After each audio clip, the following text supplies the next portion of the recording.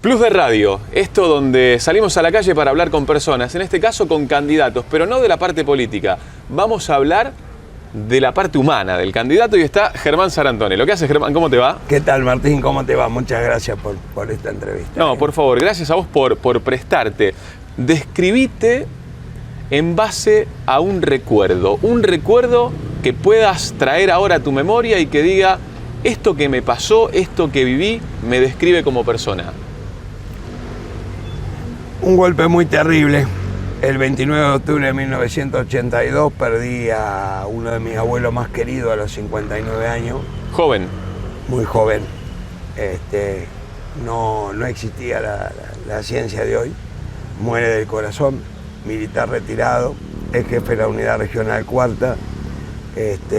Y un hombre que cuando Perón volvió al país y se hizo cargo de la presidencia, Vives y Brovelli, dos personas de aquí lo mandaron a llamar porque él estaba en la policía y le dijeron: viaje a Santa Fe porque el general Perón y su gente quiere que haya gente de confianza en las unidades regionales, y él es puesto como jefe de esta unidad en 1974, el 1 de enero. Yo lo quería mucho, era con quien iba a las plazas y a todos lados. Tenía dos abuelos, uno muy hecho en el campo, muy tosco pero muy bueno, quizá el que me armaba la hamaca, todo, y este abuelo que era más de aquí de la ciudad, más de una carrera que había tenido profesional, y bueno, ese fue un golpe duro. Fui corriendo a mi catequista, le toqué timbre y le dije: murió mi abuelo, pero ¿dónde está Dios? A partir de allí creo que hubo una cosa que me marcó mucho en mi vida. Quedé con un solo abuelo, que era el de pañuelo al cuello y sombrero de trapo, como decíamos nosotros, y un hombre del campo con segundo grado, que hablaba la mitad en italiano, la mitad en castellano, y eso marcó mi vida para ir a la Federación Agraria en muchos lugares para defender a esa gente de la cual muchos se le reían, pero generaban mucha riqueza. Germán, y ese recuerdo que trajiste, la muerte de tu abuelo, ¿vos qué edad tenías en ese momento? Cuando él falleció yo tengo 9 años. 9 años. 9. ¿Y cambió tu infancia a partir de eso? Sí, totalmente. ¿Te emociona recordarlo? Sí. Al día de hoy, después de tanto tiempo. Sí. ¿Cómo se llamaba? Adelki. Adelki. Sería el papá de... Mi mamá. De tu mamá. Tu mamá, tus viejos están vivos, los dos. Sí, por suerte sí. ¿Y esa infancia tuya cómo fue? Dura, porque pasé del chico de la ciudad que podía hacer eso a no tenerlo a él. ¿Era como un padre él? Sí, más que eso.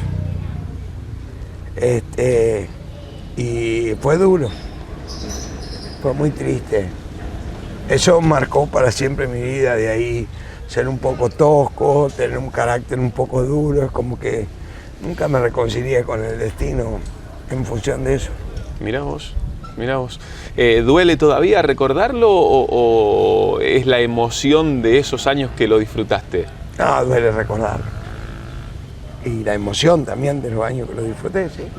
Hace muy poco tiempo, cuando fue un aniversario de San Martín, vos trajiste algo aquí a la Quinquela Martín, donde estamos filmando esto, y se lo entregaste. Y ahora entiendo el valor que tiene ese recuerdo de ese abuelo. No, del otro abuelo. Porque mirá. el otro abuelo son historias tristes que son las que te marcan, Martín. Pensé que era ese que era jefe de policía. No, mi otro abuelo había hecho servicio militar en el regimiento granadero a caballo. Y el que tenía segundo grado y no tenía nada, el regimiento granadero a caballo le había dado todo.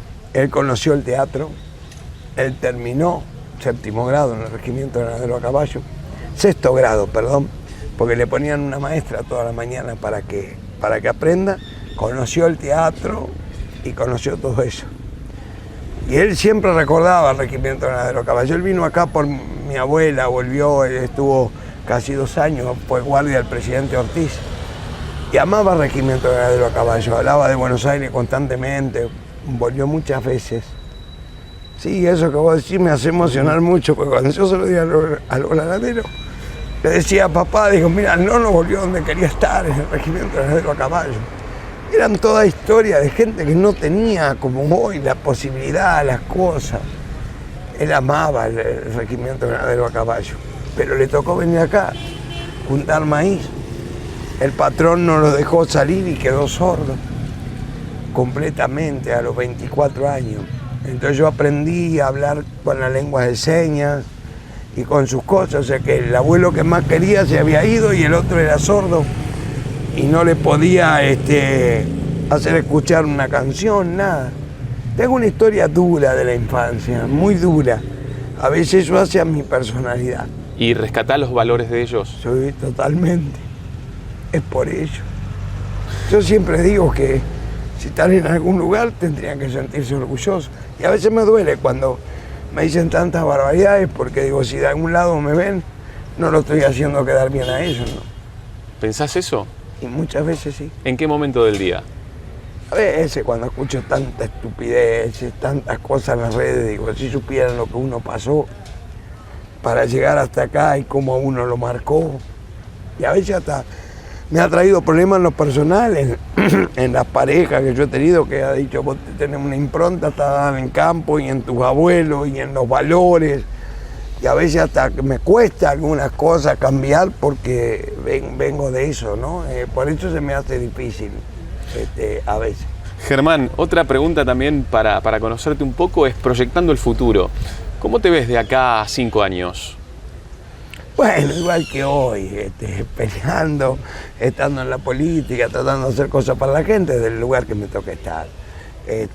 Quizá con una cuestión donde hay mucho trabajo en el campo y tener mi papá muy bien, con 76 años, y pensar que de acá a 5 años él ya no es que no va a estar porque se va a ir, sino porque no va a tener la fuerza y cómo acomodar toda la parte de hacienda de Entre Ríos, cómo acomodar la parte de producción. Siempre pienso, el día que el viejo no esté, no sé cómo voy a hacer todo esto. Pero lo pensás y tratás de organizarte para eso entonces. Trato de organizarme para eso y de no dejar de hacer esas actividades porque es lo que marcó la vida de uno, ¿no?